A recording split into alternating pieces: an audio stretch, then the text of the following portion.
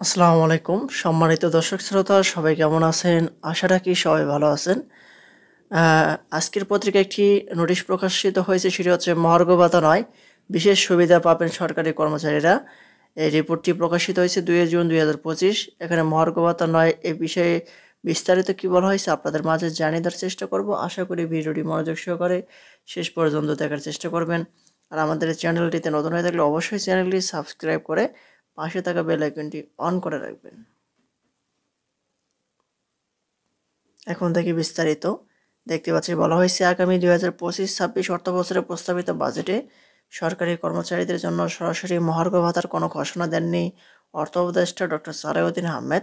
তবে তিনি সরকারি কর্মচারীদের জন্য বিশেষ সুবিধার পরিমাণ বাড়ানোর প্রস্তাব করেছেন। কিভাবে এই বিশেষ সুবিধা বাড়ানো হবে তা প্রধান উপদেষ্টার নির্দেশনার আলোকে চূড়ান্ত করা হবে বলে অর্থ বিভাগের কর্মকর্তারা জানিয়েছেন। আজ সোমবার ২ জুন বাজেটে বক্তব্যে অর্থ উপদেষ্টা বলেন, আগামী ২০২৫-২৬ অর্থবছরের জন্য ৭,৯০,০০০ কোটি টাকা ব্যয়ের প্রস্তাব করছি, যা জিডিপির ১২.৭% এবং বিগত অর্থবছরের বাজেটের তুলনায় ৭,০০০ কোটি টাকা কম। আর এর মধ্যে পরিচালনা সহ অন্যান্য খাতে ৫,৬০,০০০ কোটি টাকা এবং বার্ষিক উন্নয়ন কর্মসূচিতে ২,৩০,০০০ কোটি টাকা বরাদ্দের প্রস্তাব করা হয়েছে।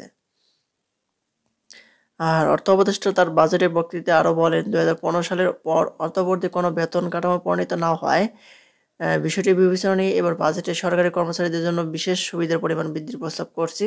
তবে এই বিষয়টি সুবিধার পরিমাণ ঠিক কীভাবে বাড়ানো হবে সে বিষয়ে বাজেট বক্তৃতায় বিস্তারিত কিছু জানানো হয়নি। এ বিষয়ে অর্থ বিভাগের একজন কর্মকর্তা আজকের পত্রিকাকে জানান, বাজেট পাশের আগে প্রধান উপদেষ্টা বিষয়টি ঠিক করে দেবেন। এমনও হতে পারে যে এ বিষয়ে প্রধান উপদেষ্টা নিজেই ঘোষণা দেবেন।